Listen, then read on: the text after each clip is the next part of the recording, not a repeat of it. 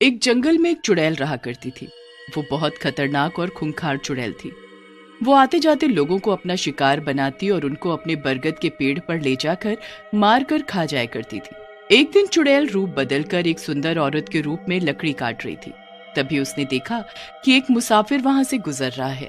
आह, समझ नहीं आ रहा कि ये लकड़ियां अपने घर तक लेकर जाऊं तो जाऊं कैसे। ये इतनी सारी है और मैं अकेली क्या करूं। अगर मैंने लकड़ियों को यहाँ छोड़ दिया तो ये रात में खराब हो जाएंगी। बारिश इन लकड़ियों को खराब कर देगी। मुसाफिर उसकी ये बात सुन रहा था। वो उसकी बात सुनकर उसके पास गया। क्या मैं आपकी सहायता कर सकता हूँ? तुम मेरी सहायता करोगे? तुम्हें तो कहीं और जाना होगा ना, तुम लेट हो जाओगे। किसी की सहायता करने से मैं इतना लेट नहीं हो जाऊंगा। चलो, मैं ये लकड़ियाँ पहुँचाने में तुम्हारी मदद कर देता हूँ। सुंदर औरत उस मुसाफिर को लेकर अपने बरगद के पेड़ पर बने घर में चली जाती है। आप थोड़ी देर बैठो, मैं आपके लिए चाय बना देती हूँ। बाहर मौसम खराब है, थोड़ी चाय पी लोगे तो अच्छा लगेगा। एकाएक सुंदर औरत अपने असली खूंखार रूप में आ जाती है और गुस्से से लाल होकर कहती है, अब नहीं जा सकता तू। अब तू कहीं नहीं जा सकता। आज मैं तुझे अपना भोजन बनाऊंगी। उसके बाद वो चुड़ैल उसको मारकर खा जाती है। अगली सुबह वो बंजारन का रूप धारण कर एक बार फिर जंगल में घूम रही होती है और एक मुसाफिर को आता देख वो पैर में कांटा चुभने का नाटक करती है। हाय, मेरे पैर में तो कांटा चुभ गया। अब मैं घर कैसे जाऊंगी? हाय राम, कितना दर्द हो रहा है। यहाँ तो कोई है भी नहीं जो मेरी सहायता कर सके। चीख पुकार की आवाज सुनकर मुसाफिर का ध्यान उस बंजारन की तरफ जाता है। कितना खून निकल रहा है। ओह, ये कांटा कहाँ से मेरे पैरों में चुभ गया। हाय राम, कोई तो मेरी सहायता करो। क्या हुआ आपको? आप रो क्यों रही हैं? मेरे पैरों में कांटा चुभ गया है, जिसकी वजह से मैं चल नहीं पा रही हूँ और शाम ढलने वाली है। अगर मैं घर नहीं पहुँची तो यहाँ के जानवर मुझे खा जाएंगे। चलिए, मैं आपको आपके घर पहुंचा देता हूँ। आप किसी अनजान की मदद क्यों करना चाहते हैं? एक इंसान होने के नाते हमारा ये फर्ज बनता है कि हम एक दूसरे इंसान की जरूरत में उसकी सहायता करें। चलिए, मैं आपको आपके घर छोड़ देता हूँ, इससे पहले अंधेरा हो जाए। मुसाफिर के कंधे के सहारे चुड़ैल बंजारन रूप में अपने बरगद के पेड़ पर बने घर में चली जाती है। अब रात बहुत हो गई है, आप यहीं रुको ना, मैं आपको खाना देती हूँ, उसके बाद आप चले जाइएगा। नहीं, मैं रात में ही घूमता हूँ, मुझे डर नहीं लगता। मैं चला जाऊंगा, तुम चिंता मत करो। जैसे ही मुसाफिर घर के बाहर जाने लगता है, बंजारन अपने असली चुड़ैल रूप में आ जाती है। चिंता तो अब तेरा परिवार करेगा, क्योंकि आज तू घर नहीं जा पाएगा और आज मैं तुझे अपना भोजन बनाऊंगी। इतना बोलकर चुड़ैल उसको मार देती है। फिर एक दिन किसी दूसरे शहर से पिकनिक मनाने कुछ लोगों का समूह उस जंगल में आता है। उसमें से एक लड़के पर चुड़ैल की नजर पड़ती है और चुड़ैल उसको पसंद करने लगती है। चुड़ैल उसको फंसाने के लिए फिर से अपने नए सुंदर रूप में आती है और वहाँ बनी झील में कूद जाती है। कोई मेरी सहायता करो, मैं डूब रही हूँ, कोई मुझे बचाओ, बचाओ, बचाओ। उसकी पुकार वो लड़का सुन लेता है और उसके पास आकर उसको बचा लेता है। वो लड़का उस सुंदर रूप को देखते ही मोहित हो गया था। भला वो उसकी बात क्यों नहीं मानता। वो लड़का कुछ दिन वहीं रुकता है और चुड़ैल के प्रेम जाल में फंस जाता है। फिर एक दिन, क्या तुम मुझसे शादी करोगी? हाँ, लेकिन मेरी एक शर्त है, तुम्हें मेरे साथ इसी जंगल में इसी पेड़ के ऊपर ही रहना होगा। बोलो, मंजूर है? वो उससे शादी करके जंगल में ही उसके साथ रहने लग जाता है। कुछ समय बाद उनकी एक बेटी हो जाती है। वैसे तो चुड़ैल के पास रूप बदलने की ताकत थी, लेकिन अमावस्या की काली रात को चुड़ैल अपना असली रूप नहीं छुपा पाती थी। एक अमावस्या की रात उसका पति उसे बदलते चुड़ैल रूप में देख लेता है। वो बहुत डर जाता है और उसे वहीं अकेला छोड़कर भाग जाता है। जब इसका पता चुड़ैल को चलता है तो वो दुखी होने के साथ साथ बहुत गुस्से में आ जाती है। पर गुस्सा शांत होते ही उसको अपनी बेटी की याद आती है। वो अपनी बेटी को अपने चुड़ैल होने का राज नहीं बताती है उसको डर होता है कि उसकी बेटी भी उसे एक दिन ये सच जानकर छोड़ देगी। ये सोचकर वो अपनी बेटी को भी एक आम जिंदगी देती है। वो दोनों बहुत ही खुशी से एक दूसरे के साथ अपना जीवन बसर कर रहे थे। चलो बेटी, हमें गांव जाकर लोगों की सहायता करनी है। हम उनकी सहायता किस प्रकार करेंगे माँ? गांव में पानी की कमी हो गई है। गांव का कुआं सूख चुका है बेटा।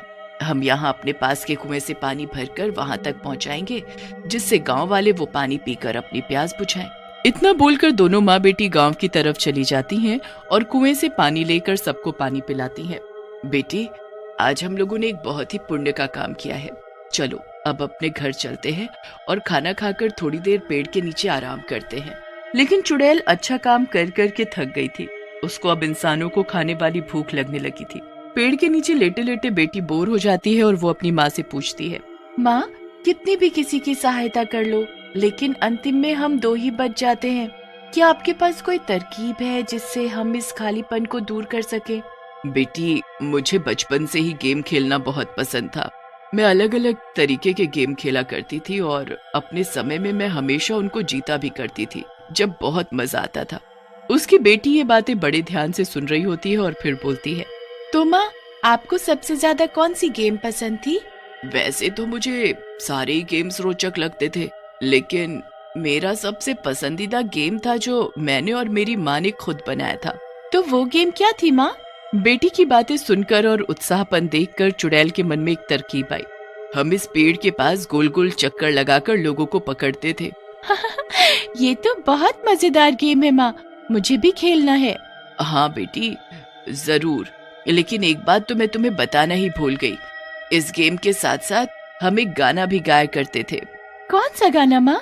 इस पेड़ से बचकर जाओगे कहाँ, यहाँ बचना होगा मुश्किल तेरा। इस पेड़ से बचकर जाओगे कहाँ। फिर वो दोनों ये खेल खेलने लगते हैं। तभी शहर की तरफ से आता हुआ एक राहगीर उनके घर के सामने से जा रहा होता है। वो दोनों माँ बेटी यही गाना गाते हुए उस पेड़ का चक्कर लगा रही थी। ये तुम दोनों क्या कर रही हो? पेड़ के चक्कर क्यों लगा रही हो? और इतना मधुर गाना तुमने कहाँ से सीखा? हम एक गेम खेल रहे हैं, क्योंकि हम दोनों यहाँ अकेले रहते हैं, इसलिए मन बहलाने के लिए हम गाना गाकर खुद को अच्छा महसूस करवाते हैं। ये गेम मेरी माँ ने बनाया है। इस गेम के कुछ नियम है, क्या तुम हमारे साथ खेलना चाहोगे?